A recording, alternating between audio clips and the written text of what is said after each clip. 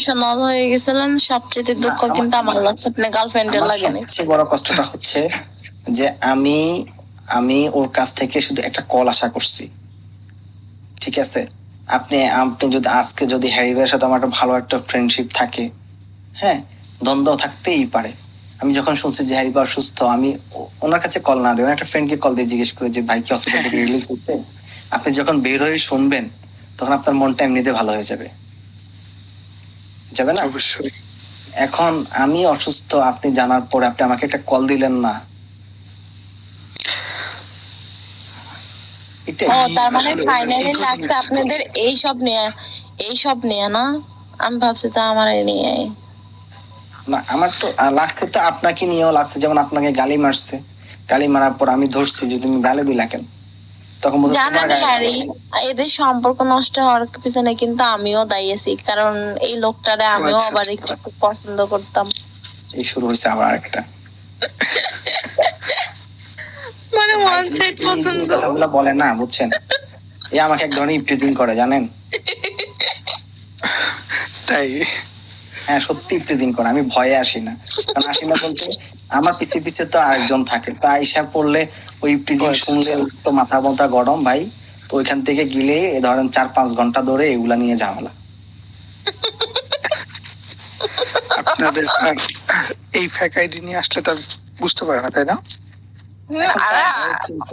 আমি বলি আমি বলি ওনার ফার্স্ট অপশন মানে কি ছিল, হ্যাঁ, ওনার সাথে যখন আমার ভালো ফ্রেন্ডশিপ হয়, আমি একটা সময় হচ্ছে অনেক মানে বোরিং লাইফ মানে পার করতাম।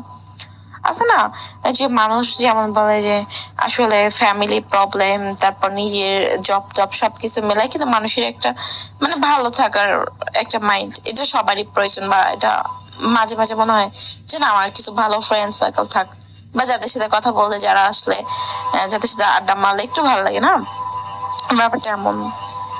কারো কেউ নাই, কারো কেউ অভাব নাই। হ্যাঁ, তো ব্যাপারটা হচ্ছে আমি তখন না অনেক বোরিং লাইফ করতাম, একা একা শুধু আসতাম আর যাইতাম, এখানে আমার ভালো লাগতো না।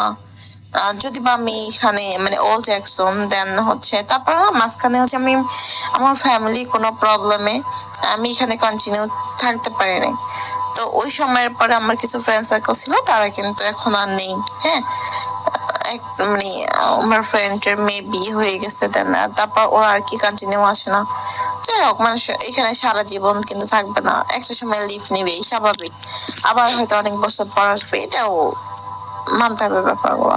তো তখন আমার টাইম গুলো অনেক খারাপ যেত, ঘুরতে ঘুরতে এনার সাথে আমার এক জায়গায় দেখা। তো ওনার মানে আছে না কিছু কিছু মানুষের হচ্ছে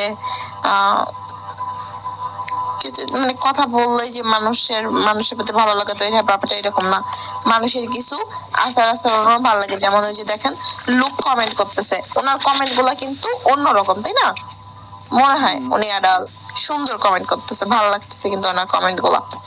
ব্যাপারটা ছিল এরকম যে না, ওনার বিহেভিয়ার, কথা বলার ধরন এগুলো কিন্তু অনেক সুন্দর ডটের।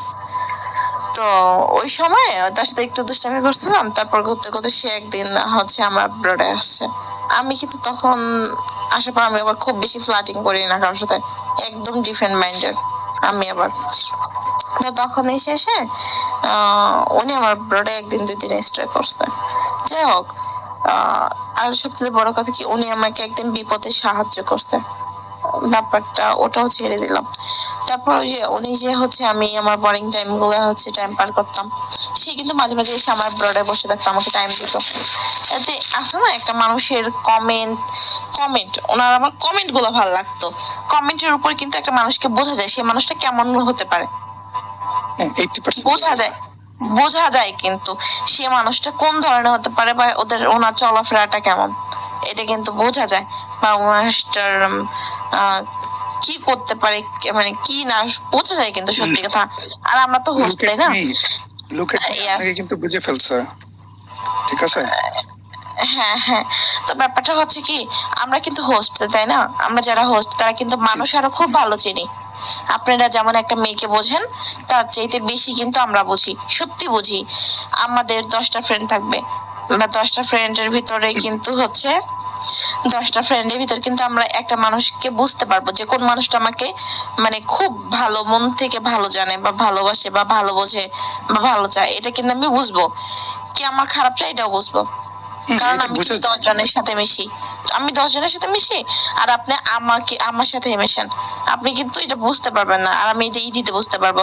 তো আমি অনেক মানুষের সাথে চলছি, তো ওনার এই কমেন্ট ওনার ব্যবহারগুলো আমার খুবই ভালো লাগছে, মানে অনেক ভালো লাগছে।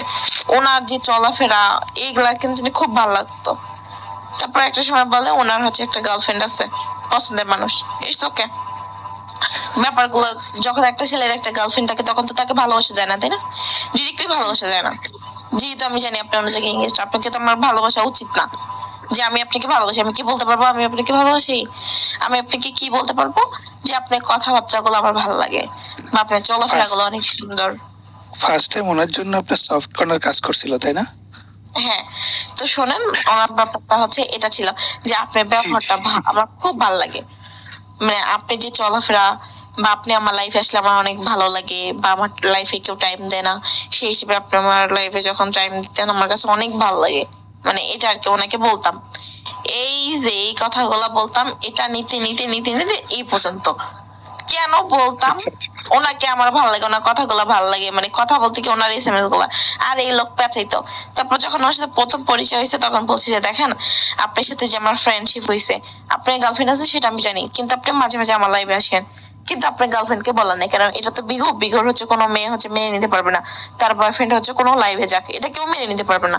হয়তো আপনি খুব লয়াল, আপনি দিক দিয়ে আপনি ঠিক আছেন বা আপনার দিক দিয়ে আপনি ঠিক থাকবেন, এটা আপনি ঠিক আছে, কিন্তু কোনো একদিন যখন আপনি আপনার গার্লফ্রেন্ডের কাছে আমার প্রশংসা করবেন বা আমাকে নিয়ে কোনো কথা বলবেন, আপনার গার্লফ্রেন্ড কিন্তু আমাকে ফলো করা শুরু করে দিবে। হ্যাঁ মায়া, হ্যাঁ শুরু করে দিবে, বা আমাকে নিয়ে একদিন জেলাস করবে। আপনার আমার সম্পর্ক কিন্তু একদিন বন্ধুত্ব শেষ হয়ে যাবে।